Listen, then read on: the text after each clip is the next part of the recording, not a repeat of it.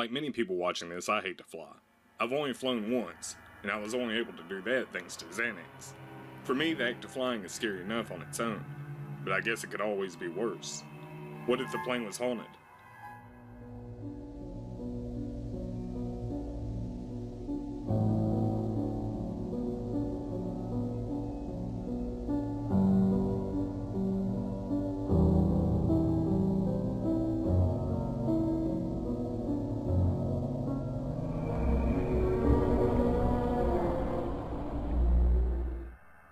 On December 29, 1972, Eastern Airlines Flight 401 crashed into the Florida Everglades.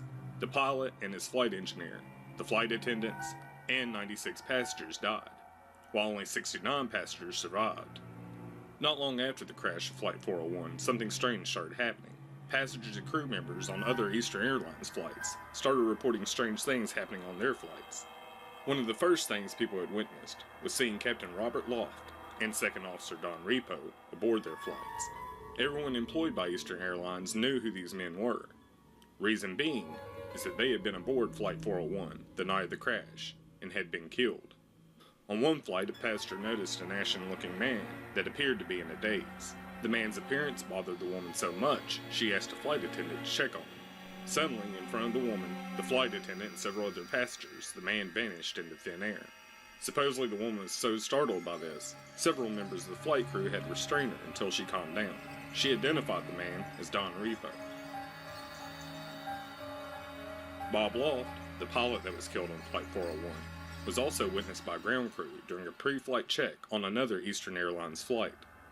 So why were the ghosts of people that had died on one airline haunting other flights? All these sightings started to make news, and Eastern Airlines made a surprise acknowledgement. Eastern Airlines had salvaged parts from the crash, and had used those parts in other jets in their fleet. Not only that, but these sightings were taking place on the planes that had received the salvaged parts, and the sightings were near where salvaged parts were located. All the uproar of the ghost sightings forced Eastern Airlines to remove the salvaged parts from the planes. As soon as the parts were removed, the sightings dwindled, but ghosts were reported from time to time, until Eastern Airlines went out of business in 1991.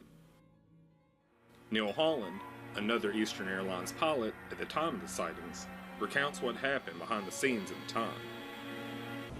Even the vice president of Eastern Airlines saw what they said was a ghost of Captain Loft and also Second Officer Don Repo. There were 69 passengers that survived out of 173.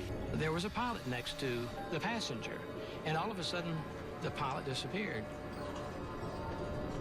And that pilot was reported to have been Captain Bob Loft. They canceled one flight because of the appearance. It shook up a flight attendant and the crew. A lot of the galley parts were put in other airplanes, and some of the electronics was put in the other airplanes. One of the flight attendants actually saw one of the appearances of Don Repo. He appeared in one of the ovens looking out, and that pretty much shook her up. Needless to say, management did not like what was happening as far as rumors about this airplane and the stories that were developing as a result of these parts being put in these other aircraft.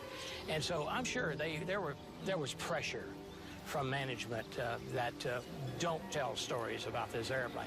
The stories continued until the demise of Eastern Airlines in 1991. And I have heard that some of the other carriers that actually received some of our equipment were also seeing sightings. I hope you enjoyed this video. Be sure to check out our channel for more videos like this, and stop by parafiles.net for more on this and anything else paranormal. There you can find links to the always great Smoke and Mirrors podcast. Thanks for watching, and remember, there's no reason to be normal when you can be paranormal.